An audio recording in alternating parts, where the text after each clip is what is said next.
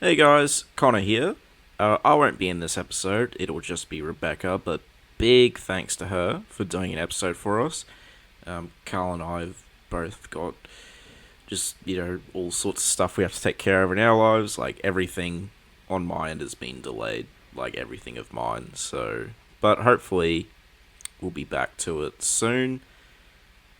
Yeah, and Rebecca's going to be covering Firepower, which is a new as well. She'll explain, but it is of the martial arts comic genre, which, as I think everyone could agree, there is not actually that much of. So, and I'm sure I've read it as well. I read the first issue, not the trade, and while it wasn't really my thing, I feel like a lot of Iron Fist listeners or fans would be into it. So, I'll leave it to Rebecca from here. And thanks everyone for listening, and thanks for your patience. Okay, bye. Tell me, though, what's his technique? That last strike, it seems invincible.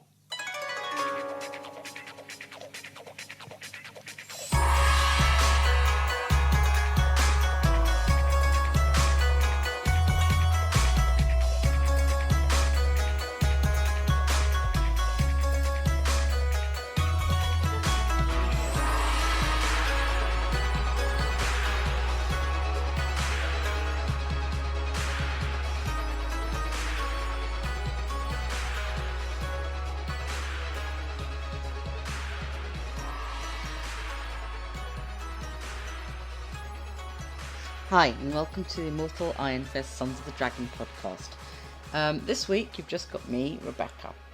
The others are otherwise occupied, busy, have big life events going on right now. So I'm not gonna cover an Iron Fist thing. Definitely, we know we're on the road to 75, and we're gonna get there.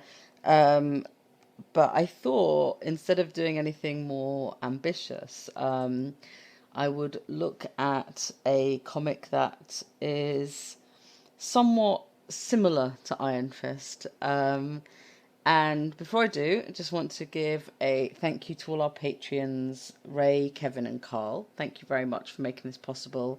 I hope having a non-Iron Fist issue doesn't upset you too much. So what I'm going to look at today is Firepower. It's a new comic by Robert Kirkman, Chris Samnee, and the colorist Matt Wilson, and I think Russ Wooten is letterer. Yeah, Russ Wooten letterer. So this would all have been done and dusted, but because of the pandemic, it's the first issue comes out this week, this coming week. So first week of August, in case this doesn't get up straight away. So what they did was with the release was they planned on bringing a free comic book day issue. It would be like the issue 0, and would set it up, and then the series would start in August. But at the same time, they also brought out a trade, which is the prologue, prelude. It's very cheap. I think it cost me like £6. So, the traditional kind of, it's skybound with Image, and yeah. So you got a full trade, but the way my comic shop did it was anyone who, because what would happen was I think the prelude came out one day and the next day it was free comic book day, or the other way around, or they came out the same. They were supposed to come out the same day in May, but obviously they didn't. So they only came out like a month ago, and anyone who ordered the trade, my comic shop sent the free comic book day issue to as well. So we'll start with the prelude. And I have to say, I was totally not into it. I'm not a big Robert Kirkman fan, even though I've read tons of Walking Dead, and I'm halfway through Invincible, and they're both really enjoyable. But like sometimes something doesn't speak to you entirely. But Chris Samnee's art and Matt Wilson's coloring are just gorgeous. So I knew whatever, it was cheap. It's going to be beautiful, whatever I think about it. Didn't really know much about it, except it was called Firepower, and seemed to have martial artists on the front page. After reading it, I was very much, it's a bit Iron Fist, isn't it? So, what I would say is I went in very skeptical about it being ripping off Iron Fist, but actually it's kind of number one, there's a million martial arts stories that probably have similarities to Iron Fist, and number two, it's charming and it's funny and it's nicely told, and I'm intrigued.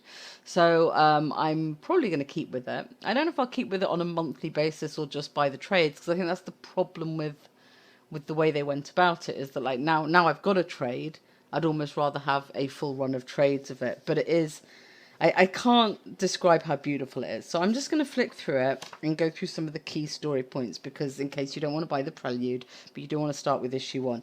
The free comic book day issue actually starts with a summary of issue one into 2 paragraphs. So the prelude's important, but I guess they're going to tell a lot of it in the story.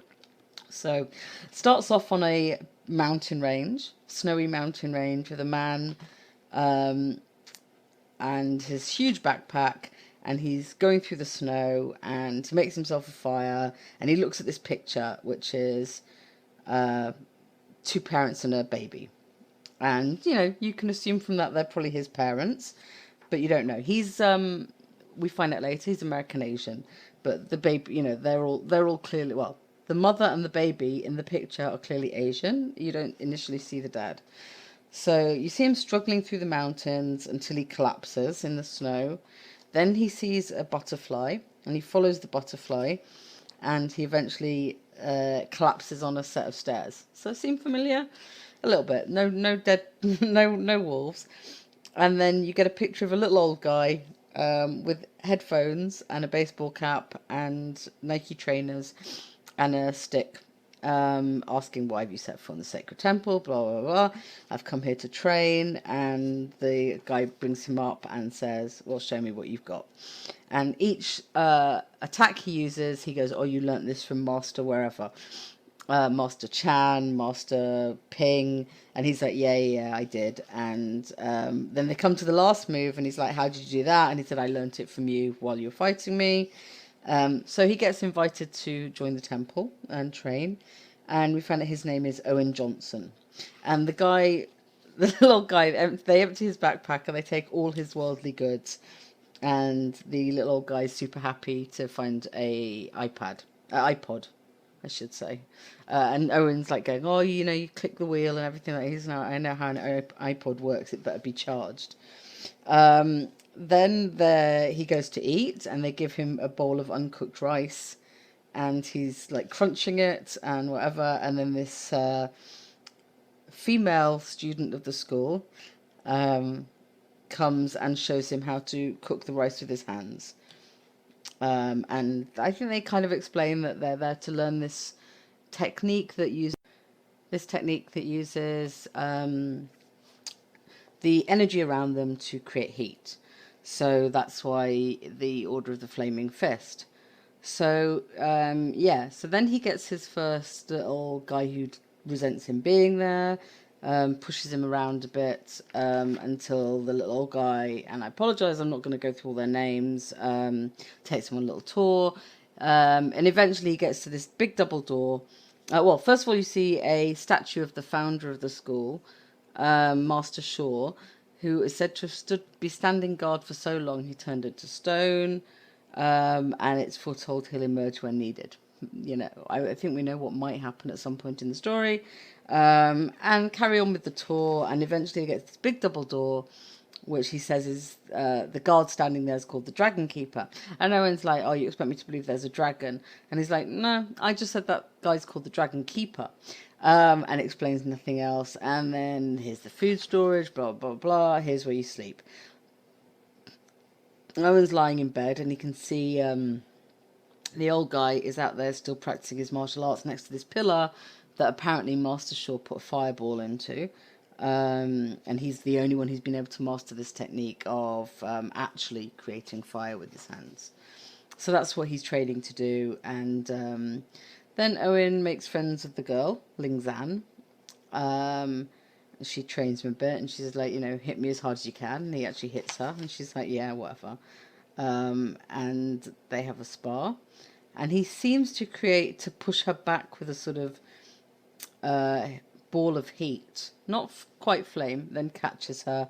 There's a little bit of a little romantic moment, And then the old guy comes and like whacks him in the groin and says that's not allowed here, and they carry on. But unlike Kunlun, women are allowed to train. You can see a difference between a story being written in the 70s and also being written now. You see some more training montages. Owen's still looking at his mom. There's a little bit of flirting with Ling Zan. He sees guys playing basketball, but they don't invite him. He is in the hot pool with Ling Zhang, but not looking at her nakedness. Then you get the old guy training him again, and he's training him to charge a phone with the energy around him, which he manages to do. And he gets a phone call, and everything seems to be going well. Owen's like passing all these classes, and yeah, so then he gets to the final ceremony, and unlike our faves in Kunlun, it's not particularly horrific. He has to use flames from his hands to shave his head. So from now on, we've got he's a good enough student to be bald along with the others, and we hear a bit more about the old guy's not being able to master this technique. Blah blah blah. Training montage. Very beautiful. Lots of sparring, including with his enemy guy, whose name I should really learn and knew a few minutes ago, but now I don't. And probably would pronounce badly, so I'm also being a bit cheeky there. But they, in this fight, where I won't call him the bad guy, his rival, let's say rival rather than enemy, kicks him in the back, and this photo that he's obviously been carrying around comes out of his pocket, and they see the photo. And there seems to be a significance to this photo that Owen hasn't got. And there's a little bit of whispering about, did you see it? Did you see the tattoo? Blah, blah, blah. And all of a sudden, people a little bit more wary of Owen. But Ling Zhang meets him up by a tree, and they have their first kiss. And the old guy turns up and says, no, this is forbidden. But he says, give me the photo. And he says, who are the people? And Owen says, I was told they're my parents. And he's like, what do you mean you were told? And he's like, well, I was adopted, and the people who raised me were really nice, and I loved them a lot, but I wanted to know more. So they go off to talk a bit more about why it's important to, while this quest is, but everyone else has started avoiding Owen, including Ling Zan. And he eventually goes to the old guy and says, tell me everything about the picture. So what it turns out is that his dad used to train under the old guy, and his mother was a member of another sect called the Scorched Clan, and they can tell this by a tattoo she has. And his dad sort of turned against the Flaming Fist people to go with his mother, and that is actually their arch rivals. So it means they can treat him a bit shittily. They sort of refer to him as Scorched Earth guy. There's no sort of trust for him, and he eventually goes to the Dragon Keeper room, gets past the Dragon Keeper, and goes into the room. And he sees a pool and some railings, but no dragon. And the old guy is like saying, what did you say? What did you say? And he's like, I didn't say anything. I was completely silent. And he's like, why did you do this? Why would you even go in this room where I told you to avoid? And he said, well, if the dragon wasn't real, then maybe what you said about my parents wasn't real. Then he is asked how he wants to punish the guy that hurt him, and he decides to take the same punishment. So he's a little bit, forgiven for being from someone else. There's a nice Karate Kid joke. Things like that set it apart from Iron Fist again, show it's like a very modern thing. They're kind of jokey with each other. And things are going all right again for Owen in the Flaming Fist things. Training again. People aren't being horrible to him. They actually invite him to a basketball game. You get 3 or 4 pages of basketball. And then all of a sudden, an arrow targets him, and his rival stops it and says it's a Scorched Earth clan attack. So the big attack comes over in this Scorched Earth clan come over in this big red and gold blimp and starts shooting at them all, and there's this really long fight, and it's gorgeous. I mean, like, if you've never seen Matt Samnee's art and Chris Samnee's art with Matt Wilson's colouring, it's sumptuous, is all I can say. I mean, it's definitely what makes the comic. The paneling is dynamic and interesting, and this fight literally goes on for pages and pages. And I think we all know where this is going. There's a lot of fire, and eventually, so Chen Zui is apparently the head of the Scorched Earth clan. He's coming out, and he eventually goes after the old guy, and that leads Owen to fire up his fists. So he doesn't, it's not Iron Fist. He creates fire. After calling the Master Shaw a coward for not coming out of his statue, he learns to do the fireball out of his hands himself. And when the old guy, who's apparently Waylon, is attacked, the fireball comes. He sends it after the bad guy, and we presume bad guy. There could be some twists and turns here. I don't know. This is like the start of a book. And burns him, and then the Scorched Clan people run away, and Owen's left with this kind of burning hand, and some of his shirt has come off, we should probably mention. And they're all super proud of him. Everyone seems fine. They're all happy that he's done what he's done. There's a bit of devastation at the temple, as you might imagine. And then you see a butterfly and a searingly blue sky, and we switch to 15 years later, and a very, very suburban setup. Guy ready at the grill with a little sort of swing set and football in his backyard, bird table. His wife in the kitchen, 2 kids, and they're setting up for some sort of family barbecue. And she goes, "Have you gone to check the grill?" He goes to check it, uses his thumb to set it alight, and you can see a martial artist in a tree watching him. Turns it off, goes inside, and that's the end of the prelude. So, pretty good. I mean, I did not want to like it, but it's fun and it's nice, and I do really recommend it. I think, especially as we don't have an Iron Fist series right now, this is a really good way of getting your martial arts kicks in comics, in a comic that's coming out monthly at the moment.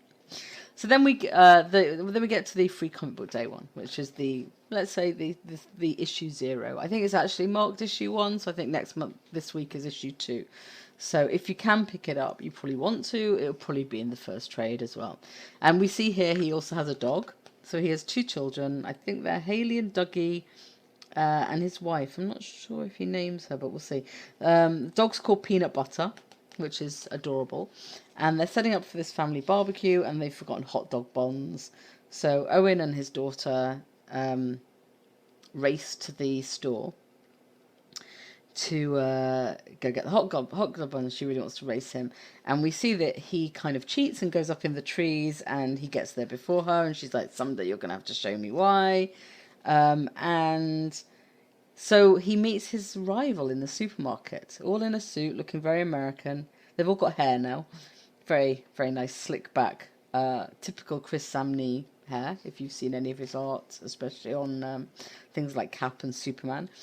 So his name's Ma Guang. I'm really sorry about my pronunciation. I feel awful. Who references what happened to Ling Zan, and saying that he would have done anything to prevent it. You can't blame me.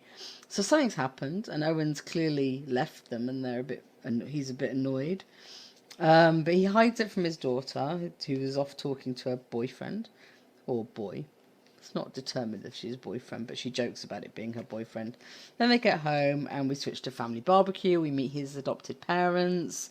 We find out his wife's a policeman. We find out that Owen sells old furniture. he has it's all very nicely told, but in this small issue I can tell you all these things about their family. So he sells all furniture with another guy, but he's better at it. She has a male partner cop who's teaching her daughter how to hide a murder for some reason.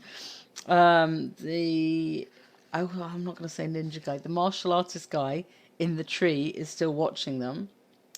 Sorry, Mark Wang also says, come meet me at the sports field at midnight, because it's always at midnight, and I'll explain more. And they go to bed, and he realizes it's 10 to midnight, goes off to the sports field to meet his ex-rival, and who says, you need to come back. Owens, no, the old guy's gone. Wei Lun, what do you mean gone? He left, he abandoned us just like you did. So we've got a bit of a Danny thing there.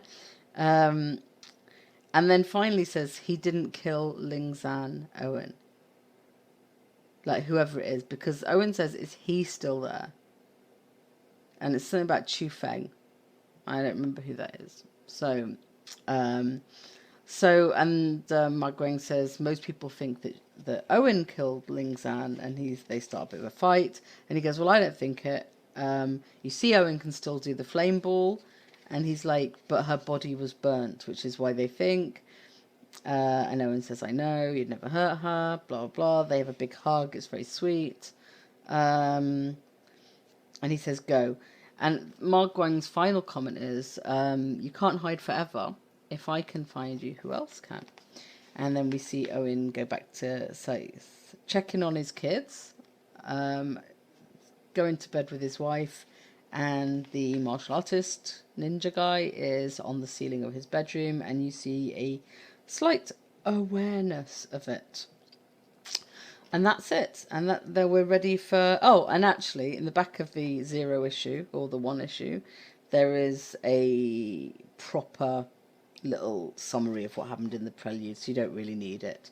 So, yeah, and then the issues that were supposed to be coming out in May and June are now coming out in August and September. So, I'm sorry we kind of sped through that. It's very hard to make podcasts longer when you're on your own. So I hope you appreciate that this is just a short one. We were going to do something about Iron Fisting Games, a friend of mine, but unfortunately they were ill. So that's still a topic that we're thinking of covering, and I know Connor's keen. So if you have any thoughts about Iron Fisting Games and which games you'd like us to cover, let us know. If you've read Firepower and want to give your thoughts on it, please give feedback. I promise you the next episode will have not just me, and I hope you're all keeping really well, and speak soon. All right, take care. Bye-bye.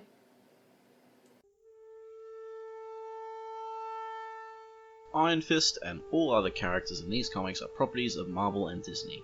Any music or images we use belong to their respective copyright holders. We do this for fun, so please don't sue us. You can contact us at sonsofthedragonpodcast@gmail.com. Just send us mail, comments, thoughts, anything you want really. It doesn't even have to be related to Iron Fist. If you don't want it read on the air though, make sure you mention that. You can also find us on Facebook, the Immortal Iron Fist Podcast, Sons of the Dragon. Our Twitter, @Iron Fist Podcast. Our SoundCloud, soundcloud.com/Sons of the Dragon, hyphens where the spaces are. Our YouTube, Karl. Just search Iron Fist Podcast and you'll find us real quick. We are also on iTunes. If you find us there, give us a review and rate us. If it's less than 5 stars, please say why so we can improve the show. And we're on Podcast Garden in the literature section, and last but not least, head over to our WordPress, Sons of the Dragon, the Immortal Iron Fist Podcast.wordpress.com. That's where I put all the show notes. I'd like to thank Thomas Tissot for composing the Iron Fist theme song we use at the start of our Iron Fist episodes on the podcast. I'd also like to thank Peter John Sikosky for composing the Power Man and Iron Fist theme we use at the start of our Power Man and Iron Fist episodes. And finally, thanks to you guys for listening.